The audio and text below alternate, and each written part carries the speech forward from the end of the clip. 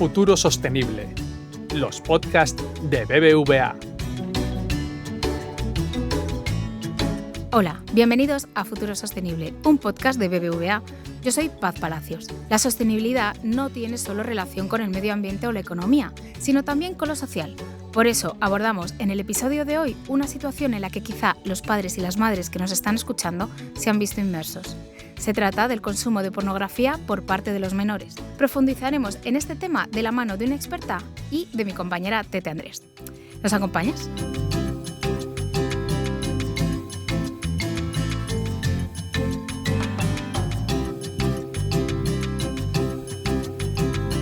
Hola Tete, cuéntanos, ¿a quién nos traes hoy? ¿Qué tal, Paz? Voy a lanzar una pregunta. ¿Qué peligros tiene descubrir la sexualidad a través de la pornografía y qué pueden hacer los padres y las madres para ayudar a sus hijos e hijas? Para hablar de esto y de mucho más nos acompaña hoy en las charlas expertas de Futuro Sostenible Beatriz Martín, directora de FAD Juventud, una fundación que busca mejorar el bienestar y la calidad de vida de la juventud. Bienvenida, Beatriz. Muchas gracias. A través del proyecto Educación Conectada, que además hacéis junto a BBVA, uno de los temas que tratáis es el consumo de pornografía por parte de los menores. ¿Qué os lleva a abordarlo? Bueno, hay 4 datos que me parecen muy significativos. En primer lugar, el 18,5% de adolescentes o jóvenes entre 15 y 19 años consume pornografía de forma diaria. En segundo lugar, la edad más temprana que hemos visto es a los 8 años, aunque la edad media es más bien 12. Pero es que a esas edades, pues la verdad que no tiene ningún sentido porque no está uno preparado para ese tipo de contenidos. Otro dato muy importante es que solamente 1 de cada 10 progenitores saben que se está consumiendo ese tipo de pornografía y por tanto no están ni formándose ni preveniendo. Y luego, por último, que eso también lo sabemos, que el 88% de las escenas que se ven en este tipo de pornografía son violentas y que están perpetuando una serie de estereotipos de género que no. ¿Y a qué creéis que se debe ese consumo desde edades tan tempranas? Bueno, en primer lugar porque hay mucha accesibilidad. Siempre que se tenga un móvil, siempre, o una tableta, pues hay contenido. Es gratuito, fácil. Vemos que los más pequeños normalmente les salen en pantallas emergentes, o sea que ni siquiera lo buscan, sino que les aparece. Les aparece efectivamente, de manera natural, ¿no? Y en cambio los adolescentes lo que hacen es pues esos vídeos gratuitos. Y cuando les preguntamos nos dicen que lo hacen por tener información, por curiosidad. Con lo cual ya sabemos alguna pista de cómo podemos evitarla. ¿Influye quizá en ese consumo el que haya una falta por parte de las familias de que haya charlas entre ellos sobre sexualidad? Sin ninguna duda. Para nosotros es una herramienta en la que lo que hace es retrasar, que es muy importante, retrasar y prevenir este tipo de consumos. Entonces,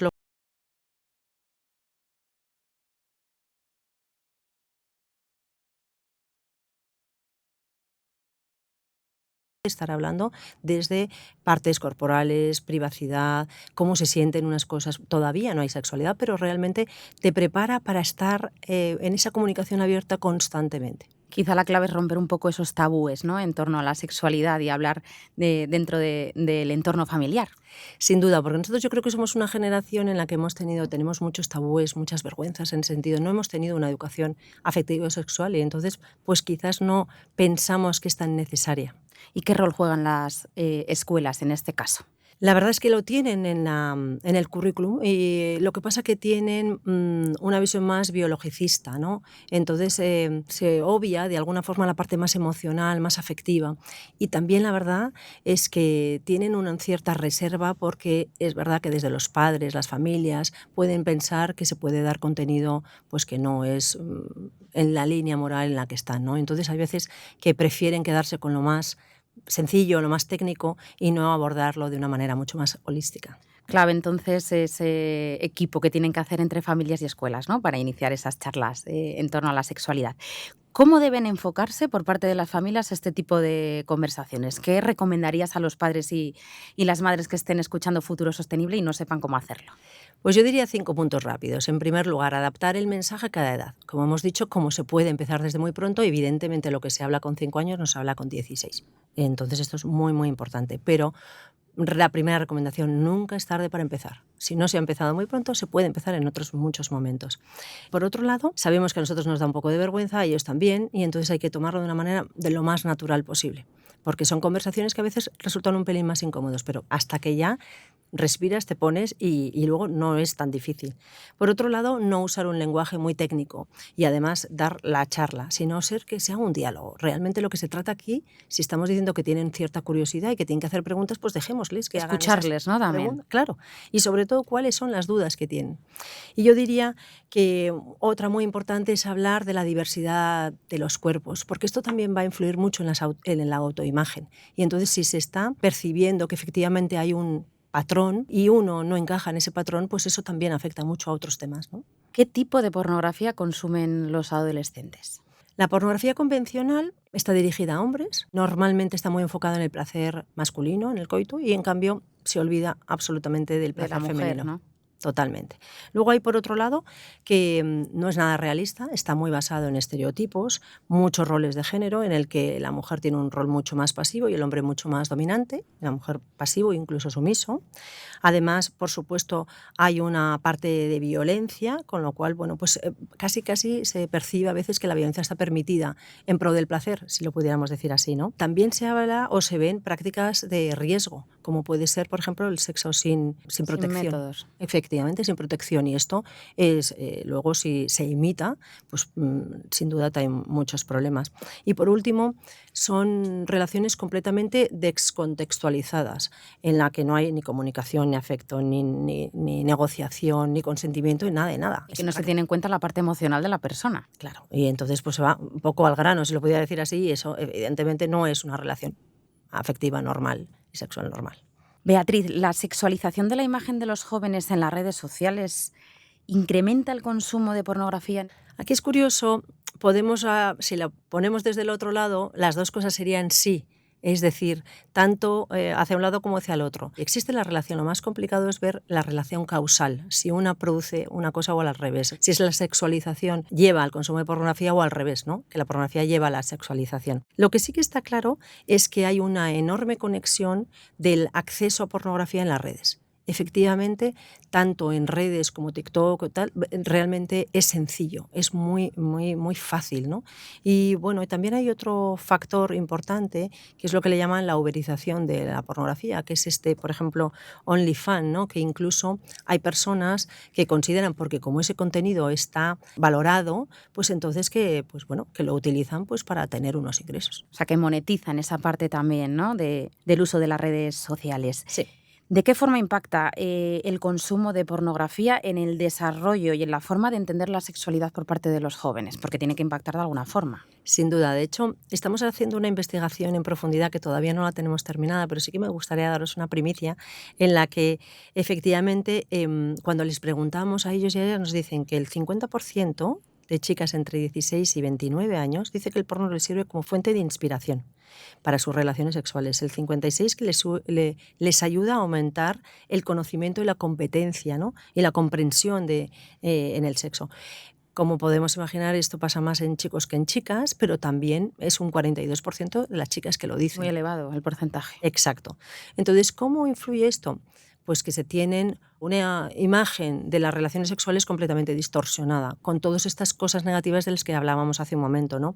Entonces, esto lo que perpetúa o lo que lleva es que si lo imitas, como estamos viendo, pues te lleve a relaciones mucho más tóxicas en las que efectivamente la parte afectiva y emocional no está. ¿Es inexistente? Es inexistente y entonces se basa mucho más en el placer en sí mismo y además el placer fundamentalmente masculino. Y entonces ahí mantenemos estereotipos y toda una serie de cosas que nos parecen totalmente perjudiciales para cada persona individualmente y como sociedad. Como sociedad, sin duda. Sí. Beatriz, ¿cómo debe de afrontar y abordar un padre y una madre que de repente se encuentra a su hijo viendo a su hijo y a su hija consumir porno? ¿Qué tienen que hacer? Bueno, sobre todo no alarmarnos, no de repente decir, ¿pero qué estás haciendo?, ¿no? O sea, naturalidad, calma, preguntarle qué está viendo, por qué lo está viendo, qué ha sacado de conclusión de ello, qué le ha parecido. Esto es absolutamente fundamental, o sea, no omitir juicios, culpabilización, etcétera, es la base, ¿no? Porque si no, no se puede tener una comunicación razonable, y ahí que lo que se trata es entender los porqués muchas veces. Hay que hacer que se sientan cómodos y un poco lo que decíamos antes, no hablar desde el punto de vista técnico, ¿no? Sino realmente explicar que la pornografía tradicional tiene los riesgos que hemos comentado y ir diciendo, oye, te encuentras esto y esto, pero esto no es lo habitual. Esto no es real. Claro, no es real, no es. Y entonces hablar un poco de efectivamente qué se están encontrando. Porque lo que queremos en definitiva es generarles un pensamiento crítico de que lo que están viendo no es algo, puede servir para otras cosas, pero desde luego no es algo que ellos luego deban emular, ¿no? como educación. Y luego, otra vez, como último punto, lo que hemos hablado antes también de la imagen corporal. Porque, como sabemos, efectivamente muchas veces uno hace comparaciones, ¿no? Hace comparaciones. Sí. Entonces eso también es muy importante para la salud y para evitar frustraciones también, ¿no? Con esas comparativas. Exacto. ¿Sería ejercer un mayor control por parte de las familias una solución para disminuir ese consumo por parte de los menores? Cuando hablamos de control podemos hablar de dos cosas: estar alerta y estar pensando y ser consciente de que esto puede pasar y que hay que trabajarlo y todo lo demás, eso sí. Cuando hablamos de control parental hay que tener en cuenta que lo único que va a hacer es retrasar el proceso. Y entonces está muy bien el retrasar ese proceso porque es importante, la madurez de la persona cuando accede a estos contenidos es fundamental, pero siempre que no nos evite el hacer el trabajo que tenemos que hacer. La charla. Exacto. La charla es fundamental.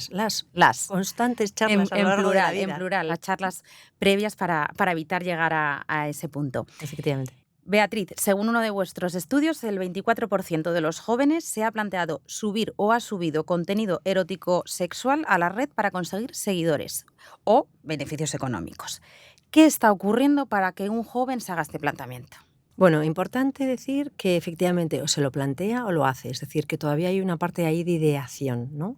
Y también hay que tener en cuenta que otro porcentaje muy significativo no se lo plantea y de hecho piensa que es peligroso, piensa en las consecuencias, etcétera, etcétera. A Dios es el mayoritario. Exacto. Entonces yo creo que siempre cuando hablamos, son importantes las minorías significativas, pero no nos olvidemos de que efectivamente no es una conducta generalizada, que es muy importante para entender. Pero yo creo que la razón fundamental es lo que hemos estado hablando sobre la hipersexualización. Entonces hay atracción por ese tipo de contenidos. Hay gente que lo quiere monetizar efectivamente porque vive de eso. Pero la mayoría de los jóvenes no está pensando en monetización, sino más bien en... ¿Exposición puede ser? Las dos cosas. Hiperexposición por un lado, pero sobre todo también el hecho de ser socialmente aceptado. Y el tema es que la norma acepta la hipersexualización y entonces por eso, para formar parte de la norma, hay que entrar en este tipo de contenidos o mostrar este tipo de contenidos. Entonces, bueno, ahí hay una parte que tiene que ver mucho con, pues eso, cómo las redes sociales, pues efectivamente promueven una norma muy sexualizada de alguna manera, ¿no? Aquí yo creo que antes hablábamos mucho de la educación afectivo-sexual y aquí entra otro en juego que es la ciudadanía digital, ¿no? Y entender cómo debes hacer temas de privacidad, temas de respeto, temas de consecuencias tanto para ti como para otra persona.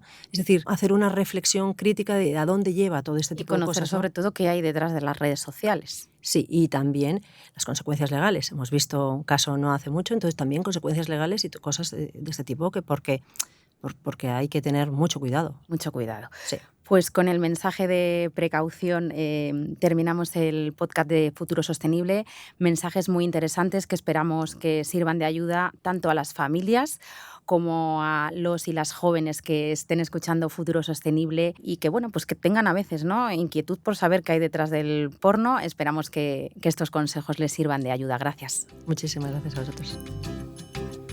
Si te ha gustado el contenido, te animamos a suscribirte y a recomendar Futuro Sostenible en tu plataforma de podcast preferida, en redes sociales y, como no, entre tus amigos. En próximos capítulos hablaremos con más expertos y expertas para acercarte a la sostenibilidad con el objetivo de impulsar un mundo más verde e inclusivo. Volvemos a encontrarnos muy pronto.